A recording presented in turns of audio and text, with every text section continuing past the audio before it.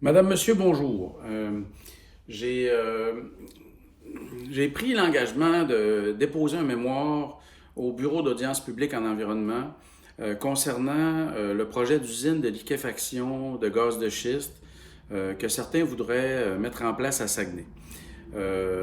Voici mon avis. Moi, à mon avis, cette usine-là n'a pas sa raison d'être aujourd'hui. On ne devrait pas construire cette usine-là. Puis la raison pour laquelle je pense qu'on ne devrait pas construire cette usine-là, c'est que l'énergie qu'on veut liquéfier avec cette usine-là, l'énergie que certains voudraient liquéfier avec cette usine-là, c'est une énergie extrêmement sale qui n'est plus pertinente au 21e siècle. Quand David Attenborough a commencé sa carrière de vulgarisateur scientifique, puis qui a commencé à nous faire découvrir les écosystèmes vivants de toute la planète, il y avait les 2 tiers des écosystèmes qui étaient encore intacts. Maintenant, il ne reste plus rien qu'un tiers. Quand il a commencé sa carrière, il y avait 280 ppm de CO2 dans l'atmosphère, mais maintenant, il y en a 415 ppm de CO2 dans l'atmosphère, puis ça déclenche des catastrophes massives. Les pôles sont en train de fondre en ce moment, les calottes polaires fondent à une vitesse folle, on est en train de voir disparaître la glace permanente au nord, puis bientôt on va avoir des étés où il n'y aura pas d'eau, où il n'y aura pas de glace au pôle Nord. Ça a des effets catastrophiques parce que le réchauffement climatique risque de s'emballer à ce moment-là. Puis tout ça, c'est causé par le fait qu'on émet du CO2 dans l'atmosphère.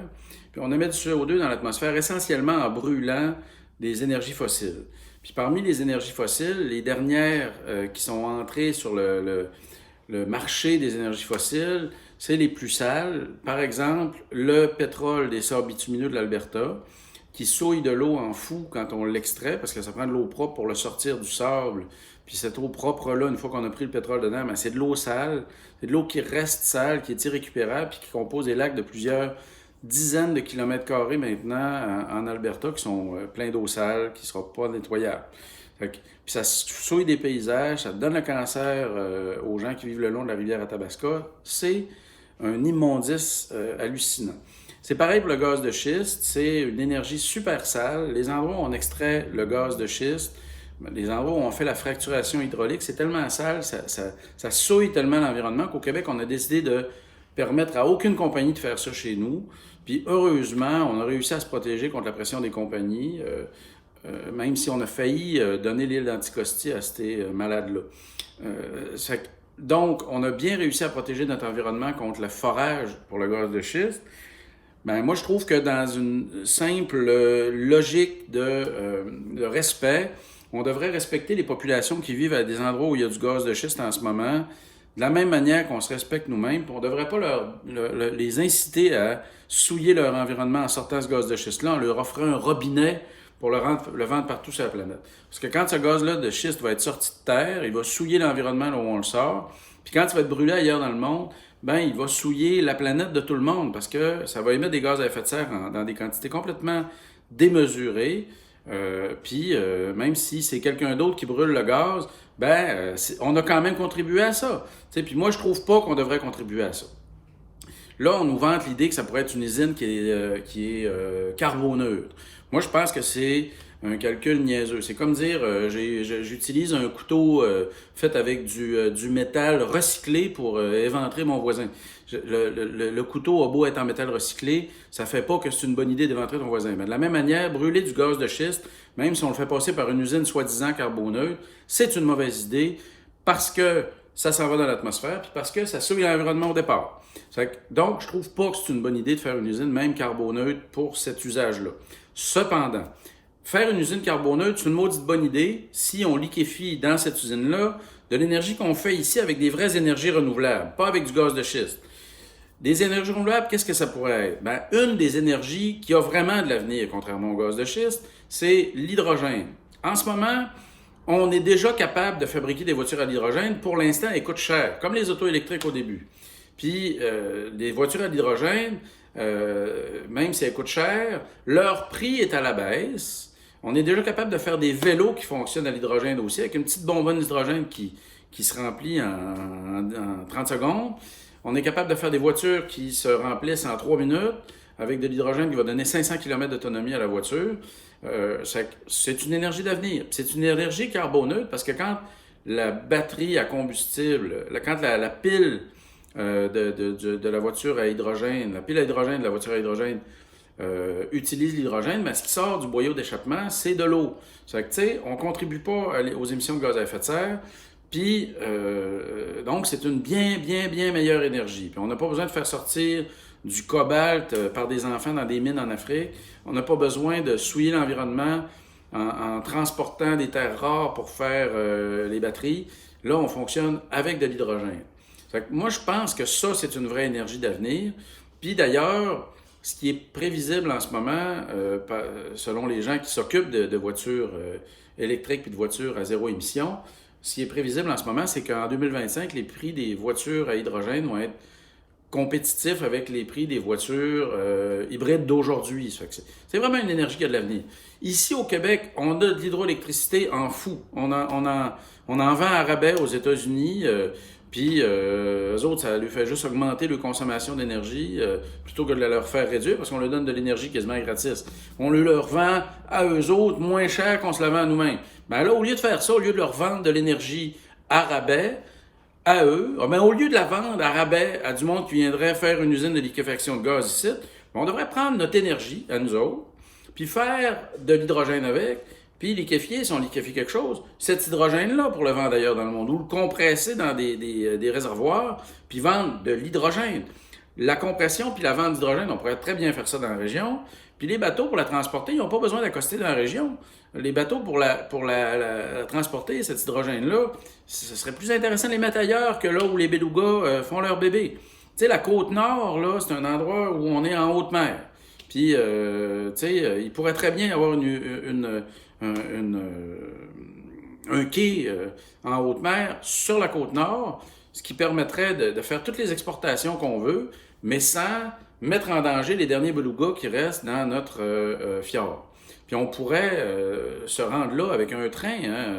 Il y a déjà un projet de train pour pour rejoindre ces endroits-là, qui est en ce moment à l'étude. On a vu passer le projet au Conseil régional de l'environnement et du développement durable.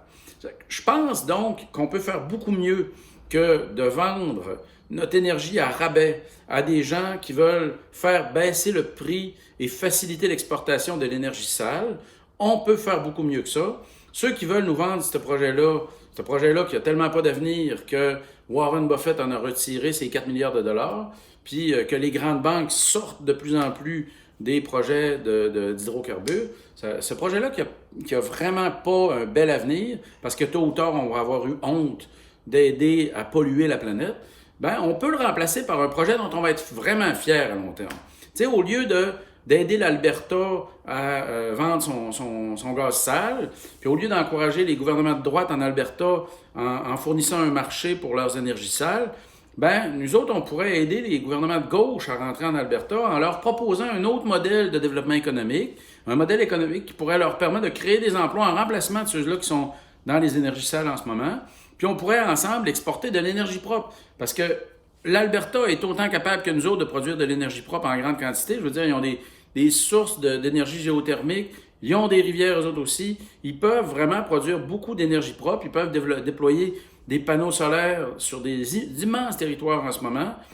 Ils peuvent devenir, avec nous, une superpuissance de production d'énergie propre. Puis on n'a pas besoin de souiller plus l'atmosphère pour ça. On n'a pas besoin de se faire semblant que brûler des hydrocarbures qui nous ont demandé de souiller la nappe phréatique pour les sortir, que ça c'est propre puis que c'est une énergie de transition. C'est pas une énergie de transition. C'est la dernière énergie sale qu'on est capable d'exploiter économiquement. Puis c'est même plus sûr que ce soit tant rentable d'exploiter ça, même du point de vue économique, parce que les énergies renouvelables sont en train de battre, même du point de vue économique, toutes ces énergies sales-là. À la place de persister dans un mauvais modèle, on peut maintenant, puis on doit maintenant se tourner vers un modèle d'avenir. Pour s'en convaincre, j'inviterais tous ceux qui écoutent cette vidéo-là à écouter le film de David Attenborough qui circule sur Netflix. Le film s'intitule « Une vie sur notre planète ». C'est un excellent film qui fait un bon survol de ce qui s'est passé au cours des 90 dernières années sur notre planète. C'est un tournant majeur, ce qui s'est passé dans les dernières 90 années sur notre planète. Puis aujourd'hui, ben, il faut qu'on prenne un autre tournant. Qu'est-ce qui s'est passé au cours des derniers 90 ans? Ben, la population a été multipliée par 3. Le taux de CO2 dans l'atmosphère est passé de 280 à 415, ce qui est une catastrophe vraiment élevée. Puis la quantité d'écosystèmes préservés de la planète est passée de 2 tiers à 1 tiers. Puis on a perdu 60% des populations sauvages d'animaux au cours des 40 dernières années. Fait que sachant tout ça, ben, on a besoin de donner un autre coup de barre, d'aller dans une autre direction, puis dire non à la construction d'une usine qui nous retient dans les énergies sales. Je pense que c'est un bon début. Puis dire oui à une usine qui nous permettrait d'exporter, qui va nous faire exporter des énergies propres, dire oui à ça, ça, ce serait une bonne idée. Tu sais, en ce moment, on pitch des milliards à cause de la pandémie, parce que le monde perd le job à cause de la pandémie. Alors moi, je pense que ces milliards-là, à la place de les donner au monde, on devrait les investir pour créer des emplois, même si c'est des emplois à 25$ de l'heure, 10 heures par semaine, pour que ceux qui ont besoin de soutien en ce moment, ce qu'ils reçoivent, c'est pas un chèque de honte, mais que ce soit un emploi. Un emploi dans lequel ils vont contribuer à penser le genre d'avenir dont on a besoin ensemble, puis à le mettre en œuvre, cet avenir-là. Tu sais, moi, je pense que ce serait une bonne idée, ça. Que toutes les PCU de ce monde soient investis pour qu'on commence à construire un monde plus vert que ce qu'on a construit à date. Tu sais, on peut faire ça, là, avec les investissements qu'on fait en ce moment. Ils ne sont pas obligés d'être investis pour que le monde fasse rien. On peut les investir pour que le monde construise quelque chose de sain. Déjà, Franklin Delano Roosevelt avait fait ça dans les années 30 pour sortir les États-Unis de la crise de 29. C'est comme ça qu'ils ont créé tous les grands parcs nationaux aux États-Unis. Les gens travaillaient puis étaient soutenus financièrement en échange de leur travail pour améliorer l'environnement. Imaginez, ils faisaient ça dans les années 30. Ben, on aurait besoin de se retourner vers ça pour construire un monde plus sain en ce moment, parce qu'on a vraiment dramatiquement besoin. Fait que, sachant là où on se trouve en ce moment, sachant le tournant qu'il faut qu'on prenne en ce moment, sachant les investissements qu'on devrait faire en ce moment pour se tourner vers un monde plus sain, sachant les montagnes d'argent qui sont investis en ce moment pour subventionner une énergie sale comme le pétrole puis une énergie sale comme le gaz de schiste, ben moi je pense que tous ces investissements-là, qu'on donne à des compagnies qui ne méritent pas d'avoir notre argent, mais qu'on le donne à des compagnies qui construisent un futur meilleur, puis que le 14 milliards qui était censé être investi pour construire une usine, pour vendre du gaz sale, qu'on l'investisse pour produire ici l'hydrogène dont notre économie va avoir besoin dans les prochaines années, puis qu'on produise ici, avec notre argent, une usine qui nous permettait d'exporter notre énergie partout sur la planète, compte tenu qu'on en est capable. Voilà, c'est ça mon avis pour le BAP. Ça tient en 12 minutes 59. Quand je vais aller lui parler online, je vais lui dire à peu près la même affaire. Ça fait que vous avez mes idées avant que je les rende publiques. Je pense qu'avec notre énergie, on peut soutenir des entreprises d'ici pour faire beaucoup mieux que ce que GNL nous propose. Tu sais, on est capable dans notre région de produire l'aluminium le plus vert au monde, de l'aluminium pour lequel il n'y a pas d'émission de CO2. Ça, là, on devrait s'enorgueillir de ça. On est capable, avec nos résidus forestiers, de produire du méthane qui ne contribue pas aux émissions de gaz à effet de serre parce qu'en le brûlant, on fait juste redonner à l'atmosphère le carbone que les arbres avaient pris dans l'atmosphère. Fait que ça a du sens. Mais investir dans le gaz de schiste, puis investir pour faciliter l'exportation de gaz de schiste, moi, à mon avis, ça n'a vraiment pas de bon sens. Ça n'a pas de bon sens pour nous autres, puis ça n'a pas de bon sens non plus comme aide pour les Albertains. Il ne faut pas les aider à faire ça, parce que quand on les aide à faire ça, ils nous traitent de sangsues quand après ça, on reçoit de la prééquation parce qu'ils ont vendu le gaz. À la place de faire ça, devenons une puissance d'exportation d'énergie vraiment verte, puis comme ça, on va pouvoir aider les Albertains à se tourner dans le bon sens plutôt que de se faire regarder de haut quand eux autres ils se tournent dans le mauvais sens. Puis que là, en faisant une usine pour exporter du gaz de schiste, on les aiderait à rester tournés dans le mauvais sens. Fait que je pense qu'on est dû pour ça. On est capable de faire beaucoup mieux qu'une usine pour exporter du gaz de schiste. On est capable de faire vraiment beaucoup, beaucoup mieux. Tu sais, des autos qui fonctionnent à l'hydrogène, on peut en produire ici au Québec. Moi, je connais un gars là, qui a contribué à la création d'un vélo qui fonctionne à l'hydrogène. Puis je connais une usine, c'est Alma, que j'ai déjà visité, là, qui produit déjà des autos électriques capables de fonctionner avec une pile à hydrogène, comme celle-là que mon ami a fité dans les vélos qu'il a contribué à construire, qui fonctionnent déjà à l'hydrogène.